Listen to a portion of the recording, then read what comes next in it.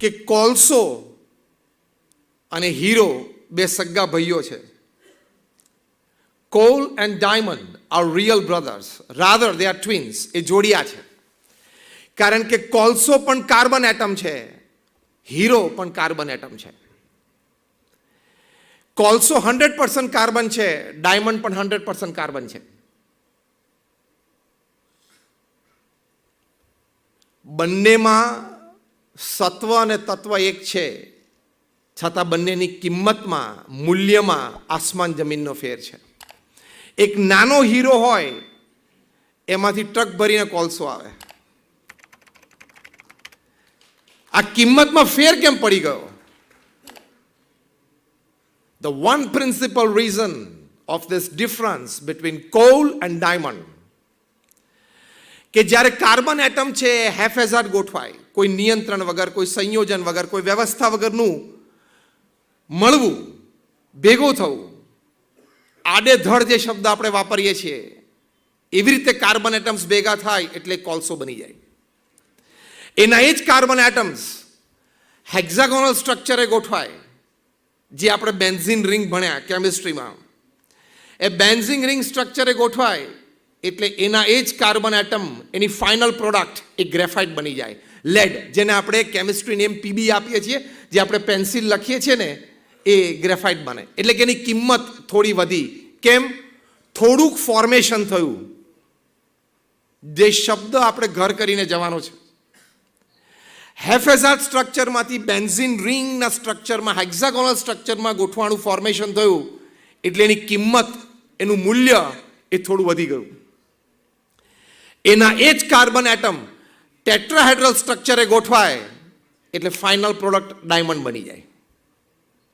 એટલે કે વધારે સારી રીતે એનું ફોર્મેશન થયું કાર્બન એટમ્સનું, એટલે એ હીરો બની ગયો. એટલે કોલસો, ગ્રેફાઇટ અને ડાયમંડ ત્રણેય કાર્બન એટમ્સ છે. કઈ રીતે લોકો એકબીજા સાથે જોડાય છે, એનું ફોર્મેશન કેવી રીતે થાય છે, એની ઉપર એની કિંમત છે. એવી જ રીતે ભગવાને આપણને બધાને આંખ, નાક, કાન ઇત્યાદિ ઇન્દ્રિયો આપી છે. બુદ્ધિ, શક્તિ, આવડત નાના મોટા પ્રમાણમાં આપી છે. એનું સંયોજન, એનું નિયંત્રણ, એની વ્યવસ્થા આપણે કઈ રીતે કરીએ છીએ એની ઉપર આપણું ફોર્મેશન, એની ઉપર આપણું મૂલ્ય થશે. એ મૂલ્ય વધારવું એ આપણા હાથની વાત છે. Make it a choice. વિકલ્પ આપણે નક્કી કરવાનો છે કે આ જીવન કોલસા તરીકે રહેવું છે, ગ્રેફાઇટ તરીકે રહેવું છે, કે હીરો બનીને રહેવું છે. Choice is yours, but make a good choice so you stand a good chance for a great change in your life. એ જે મહાપરિવર્તનની વાત છે, આ ફોર્મેશન છે, એ આપણે આપણા જીવનમાં આણવું છે. અત્યારે વાસ્તવિક પરિસ્થિતિ સમાજની જે આઈપીડીસી કોર્સમાં પણ આપણે જોઈ કે ભારતનો ભવ્ય ભૂતકાળ, અને બીજો વાત હતી કે અત્યારની વાસ્તવિક પરિસ્થિતિ. તો અત્યારની વાસ્તવિક પરિસ્થિતિ આપણે જોઈએ છે. ડૉક્ટર સર્વપલ્લી રાધાકૃષ્ણને લખ્યું કે main has learn to swim like a fish in water, main has learn to fly like a bird in air. કે માણસ છે એ પાણીમાં માછલીની જેમ તરતા શીખ્યો, હવામાં પક્ષીની જેમ ઉડતા શીખ્યો, અને હવે તો સ્પેસ વોક કરતા પણ શીખી ગયો. પણ he has not learned to walk like a sane human being upon this earth. એક સારા માણસ તરીકે પૃથ્વી ઉપર ચાલતા શીખ્યો નહીં. We have the best of refrigerators, best of computers, but the worst of humans. ઇન્ફોર્મેશનના આધારે આપણે કમ્પ્યુટર સારા બનાવ્યા, રેફ્રિજરેટર સારા બનાવ્યા, ઇત્યાદિ અનેક સાધનો સારા બનાવ્યા, પણ એ ઇન્ફોર્મેશન એટલે માહિતીના આધારે આપણે માણસો સારા બનાવી ના શક્યા. એટલે જે આપણે કહીએ છીએ ને હ્યુમન બિંગ અને બિંગ હ્યુમન,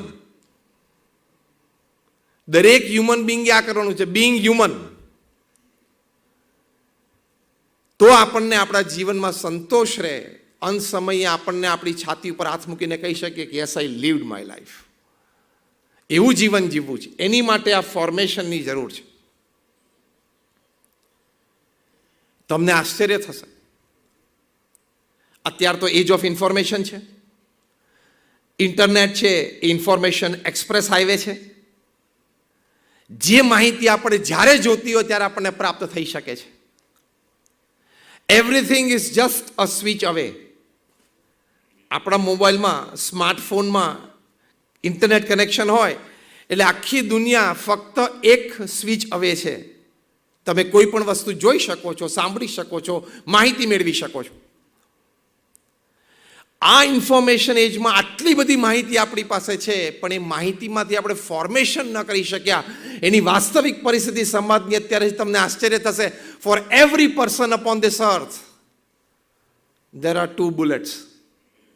પૃથ્વી પર ગોળીઓ કેટલી છે? ખાવાની નહીં, હા, મારવાની. દર વ્યક્તિ દીઠ 2. દર 10 વ્યક્તિ એક ફાયર આર્મ છે. દર 10 વ્યક્તિ એક પિસ્તોલ છે. અમેરિકાની જેટલી વસ્તી છે એટલી ગન્સ, ડોમેસ્ટિક ગન્સ ઘરે ઘર છે. તમને આશ્ચર્ય થશે કે annual defence budget of the world is $1,500 billion. 1500 અબજ ડોલરનું ડિફેન્સ બજેટ દુનિયાનું છે, જ્યારે દુનિયાનું શિક્ષણ બજેટ $200 બિલિયન થી પણ ઓછું છે. આ $1500 બિલિયન, $1 બિલિયન એટલે 7,500 કરોડ રૂપિયા થયા. $1500 બિલિયન એટલે પૃથ્વી ઉપર રિસોર્સિસની કોઈ કમી નથી. ભગવાને પૃથ્વી ઉપર ઇનફ રિસોર્સિસ મૂકેલા છે. આપણે બધા વ્યવસ્થાપકો બરોબર વ્યવસ્થા કરતા નથી, એને લીધે બધા પ્રશ્નો છે. બાકી દુનિયાના મુખ્ય 25 દેશો એ નક્કી કરે કે આપણે નવા શસ્ત્રો નથી બનાવવા, R&D નવું નથી કરવું આ ક્ષેત્રમાં, 25 વર્ષનો બ્રેક લે ને, અને ખાલી આ $1500 બિલિયન માંથી 50% સેવિંગ થાય ને, $750 બિલિયન, તો આવતા 25 વર્ષમાં પૃથ્વી ઉપર education free, shelter free, food free અને medicine free for all population upon this earth. 4 વસ્તુ ફ્રી થઈ જાય. એ લોકોને આ વાત સમજાય એની માટે IPDC નો આ કોર્સ છે.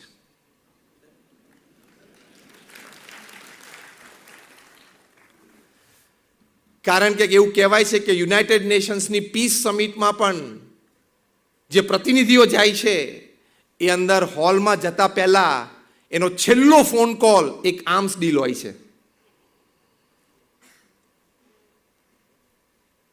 એટલે આપણી પાસે ઇન્ફોર્મેશન ઘણી છે, આવી ઘણી બધી માહિતીઓ છે, પણ આપણે આ માહિતીને ફોર્મેશન તરફ લઈ જવી છે, ઘડતર તરફ લઈ જવી છે.